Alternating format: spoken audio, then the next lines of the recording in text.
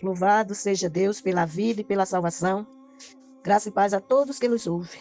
Nossa reflexão neste dia se encontra no livro dos Salmos, mais precisamente no Salmo 16, que tem por título Santo de Deus. É um hino ou Salmo de Davi. Você pode chamar de hino ou Salmo de Davi.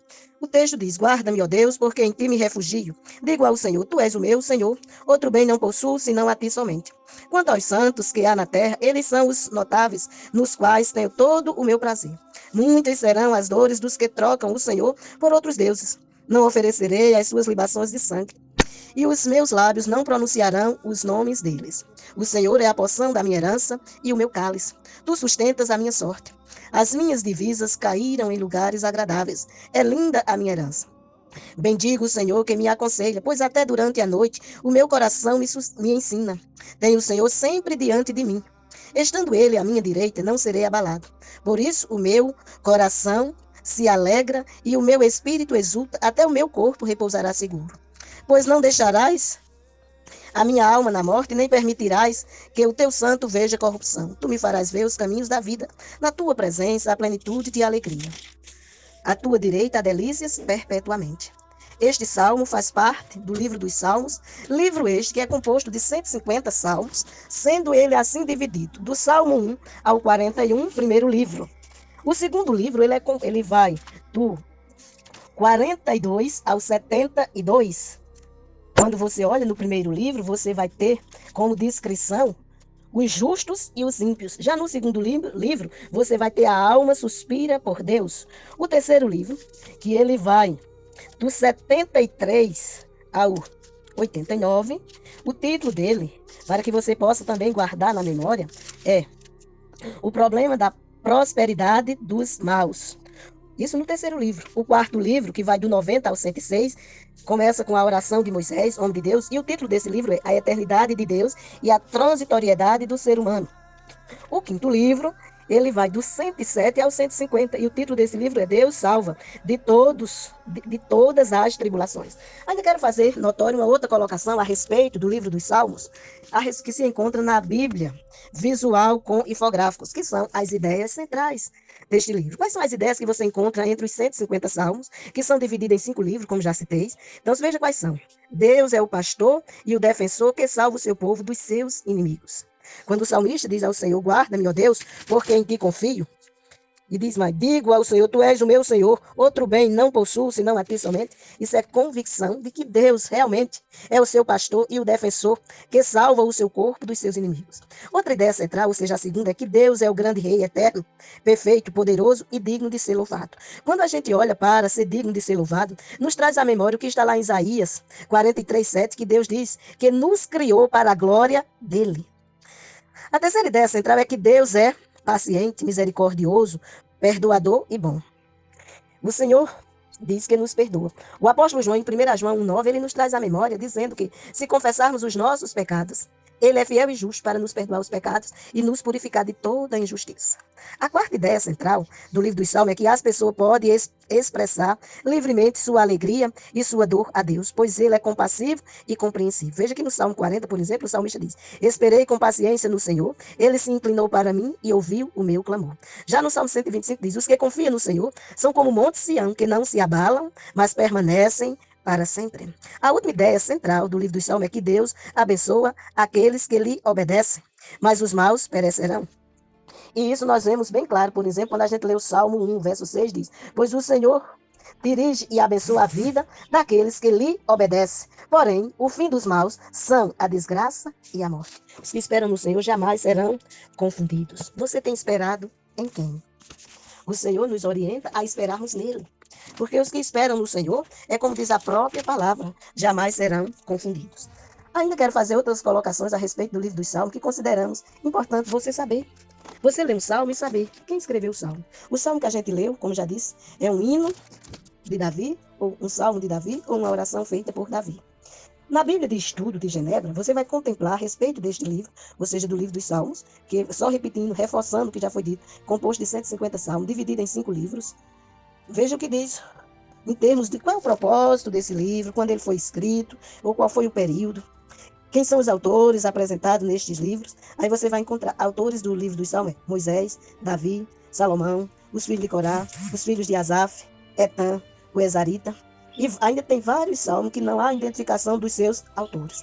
Este livro foi escrito entre 1440 ao ano 400 a.C.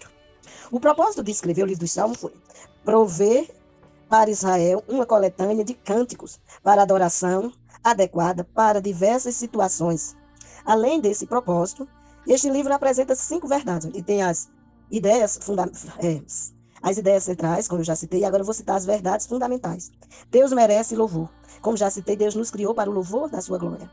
E Ele espera que a gente o glorifique em todas as nossas ações, pois a própria palavra nos diz em 1 Coríntios 10, 31, que quer comais, quer bebais, quer façais qualquer outra coisa, fazei tudo para a glória de Deus. Então, Deus merece louvor. A segunda verdade fundamental do livro dos Salmos é que Deus protege e resgata os justos quando eles padecem necessidade. A terceira a terceira verdade central é que Deus irá abençoar o obediente e julgar o desobediente. A quarta verdade é que a revelação de Deus deveria ser o fundamento da adoração. A quinta e última verdade é que a verdadeira adoração implica uma vasta gama de emoções que é fruto de experiências da vida. Que experiência você tem tido com Deus? O salmista disse claramente a ele: guarda-me, ó Deus, porque em ti me refugio. E fez uma segunda declaração dizendo: digo ao Senhor. O que é que eu vou dizer ao Senhor? Disse ele: digo ao Senhor, tu és o meu Senhor. Outro bem não possuo, senão a ti somente. O rei Davi não considerou nenhuma riqueza terrena como se fosse algo primordial em sua vida. Ele não considerou a sua sabedoria, o seu conhecimento, que fosse algo primordial na sua vida. Ele não considerou o seu exército como sendo algo primordial. Para ele, o primordial era Deus em sua vida. E aí ele vai e traz um alerta, uma orientação para aqueles que declaram ser filhos de Deus. Dizendo o que para isto? Quanto aos santos que há na terra, eles são os notáveis, nos quais tenho todo o meu prazer. Ele faz essa colocação, deixando claro que seria Deus que diria a respeito dos santos, a respeito daqueles que foram lavados e remidos no sangue do Cordeiro. Aí cabe aqui uma pergunta: você já foi lavada ou lavado e remido no sangue do Cordeiro? Porque só o sangue do Cordeiro é que nos purifica de todo o pecado. Só o sangue do Cordeiro. Não pense que outra coisa restaura o ser humano. Gosto muito de citar 2 exemplos que me tocam muito. O primeiro deles é o de Nicodemos, que era um doutor na lei, sabia manejar bem a Bíblia, ou seja, o Antigo Testamento, que na época era existente, de Gênesis a Malaquias. Ele sabia manejar de frente para trás e, de acordo com os estudiosos, ele era capaz de fazer 650 perguntas nesses 39 livros e responder todas elas. Um dia ele foi ter com Jesus, chamou Jesus de bom mestre e ele ouviu Jesus dizer a ele que ele precisava nascer de novo. E aquele homem, conhecedor da palavra, que manejava bem, se preocupou-se e fez uma indagação em si mesmo. Como pode um homem velho voltar ao ventre materno e nascer de novo? E ele é surpreendido pela resposta de Jesus, porque Jesus diz a ele: olha, quem nasce da carne é carne. Agora, quem nasce da água e do Espírito, esse sim, nasce para Deus. Você já nasceu para Deus? Veja que Jesus diz em João 14,6: eu sou o caminho, a verdade e a vida. Ninguém vem ao Pai a não ser por mim. Então, se aquele homem que sabia manejar bem a palavra, mas não tinha tido o verdadeiro encontro com Deus através de Cristo Jesus. Se você já teve esse encontro com Cristo Jesus, glória a Deus. Anuncie Cristo aos que estão à sua volta. Anuncie Cristo aos que estão no seu lar. Anuncie Cristo no seu trabalho. Enfim, aonde você colocar a planta do seu pé. Porque o Senhor disse para aqueles que o reconhecem como Senhor e Salvador de suas vidas, ele disse: ide por todo mundo e pregar o evangelho a toda criatura. Está lá no Evangelho de Marcos, capítulo 15, verso 16. É uma ordem dele que nós anunciemos as boas novas de salvação. Principalmente aqueles que declaram que o Senhor é o seu refúgio, que o Senhor é a sua fortaleza, que o Senhor é o seu socorro presente. Queira que esse socorro presente esteja presente na vida daqueles que te cercam. Esteja presente na vida daqueles que dizem temer ao Senhor e que muitas vezes não conhece ou não reconhece o verdadeiro senhorio de Cristo. Quanto aos santos, se você é santo, o Senhor diz. Quanto aos santos que há na terra, eles são os notáveis. Veja que o Senhor diz que o cristão, ele é sal da terra e luz do mundo. Sal que dá sabor e luz que ilumina. Eu citei aqui 2 exemplos de pessoas que me chamam a atenção. Falei já de Nicodemos, doutor na lei, mas que o Senhor disse a ele que ele precisava nascer de novo. E o segundo exemplo, dentre outros, que me chama a atenção é o de Cornélio. Cornélio era um ser temente a Deus, um ser de oração e um ser que dava esmola. Cornélio era aquela pessoa que não gostava de ser incomodado quando ele estava orando. E um dia, na hora nona, ou seja, às 3 da tarde, estando ele orando, ele ouviu a voz do Senhor dizer a ele: Cornélio, as tuas orações e as tuas esmolas chegaram à minha memória. Agora você não. Se você quiser chegar à minha memória, mande chamar Simão, que tem por sobrenome Pedro. Ele se encontra na casa de Simão Curtidor, e ele virá e te dirá as palavras que você precisa ouvir para chegar à minha memória. Cornélio não perdeu tempo. Chamou seus criados e assim o designou na missão. Mas enquanto isso, Cornélio não ficou esperando a chegada de Simão Pedro de braços cruzados, não. Ele foi aquele que chamou toda a sua parentela, todos os que conhecia, para que viesse ouvir as palavras que Pedro iria lhe dizer, para que ele pudesse ter comunhão com Deus através de Cristo Jesus.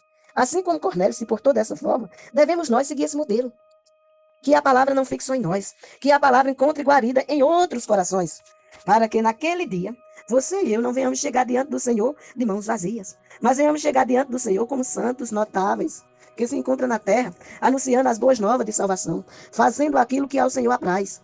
Pois diz a palavra, muitas serão as dores dos que trocam o Senhor por outros deuses. E é dever nós, que conhecemos ao Senhor, anunciar este Deus soberano aos outros, para que eles não cheguem diante do Senhor naquele dia e venham ouvir a expressão, apartai-vos de mim, malditos, para o fogo eterno preparado para o diabo e seus anjos. Pelo contrário, venham ouvir do Senhor, vinde benditos de meu Pai, recebei por herança o que vos tenho preparado antes da fundação do mundo.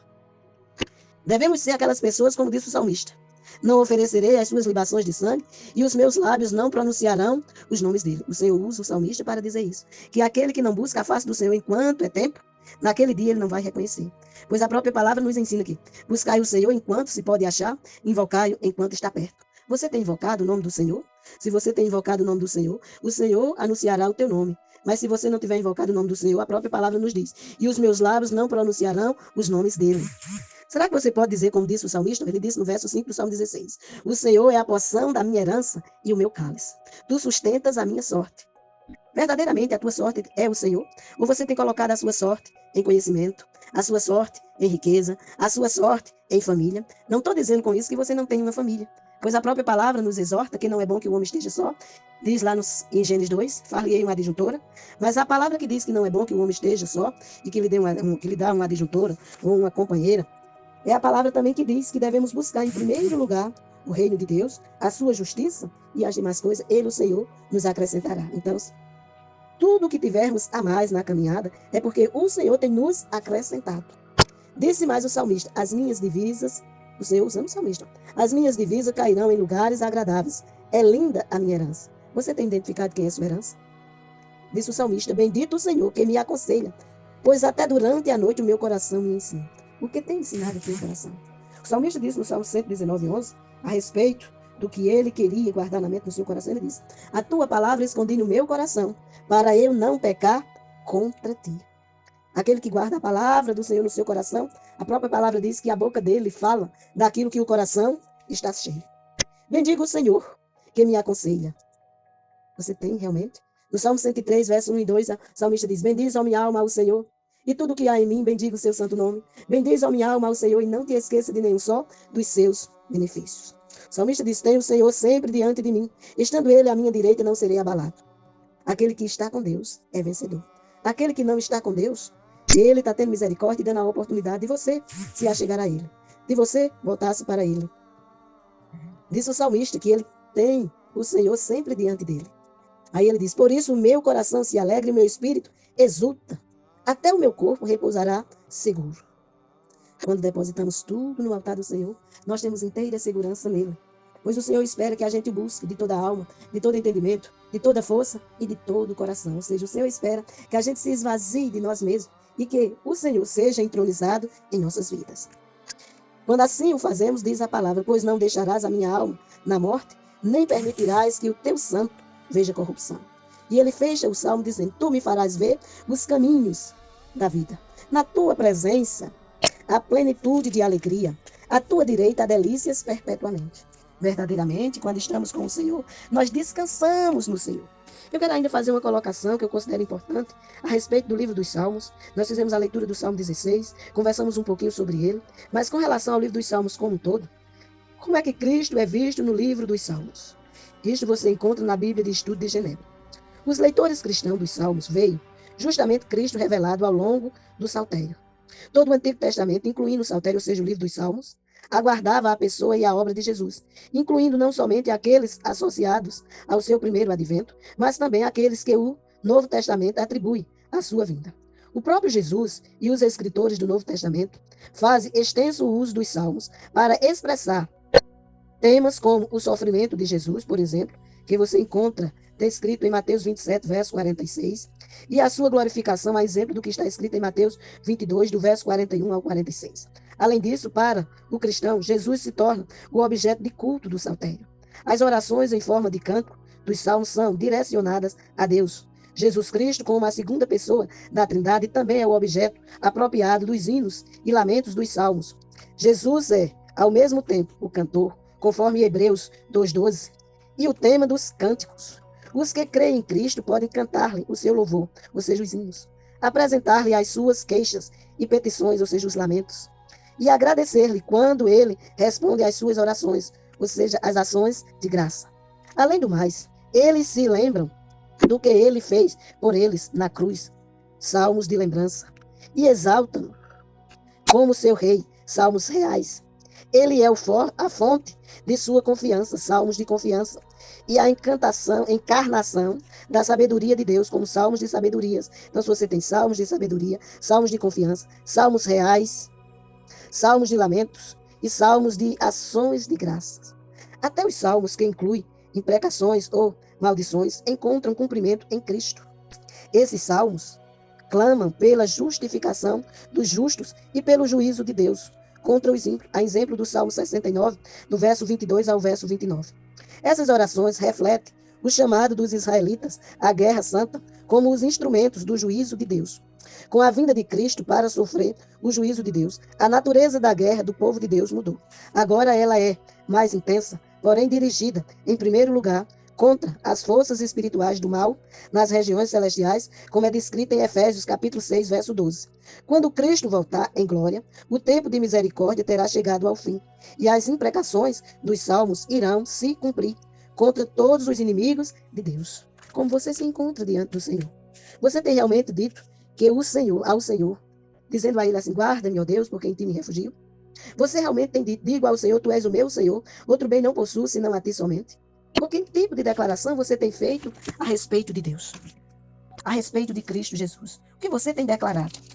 Ele espera que você seja achado diante dele como convém a santos. Se até então você não disse a declaração que foi dita pelo salmista Davi, ele hoje está te dando a oportunidade, ele que em Deus, está te dando a oportunidade de em Cristo Jesus você se refugiar nele. Em Cristo Jesus você ser amparado. Em Cristo Jesus você ser mais do que vencedor. Em Cristo Jesus você contemplar, ele hastear a bandeira da tua vitória. Que Deus te abençoe. Pense bem no que você ouviu.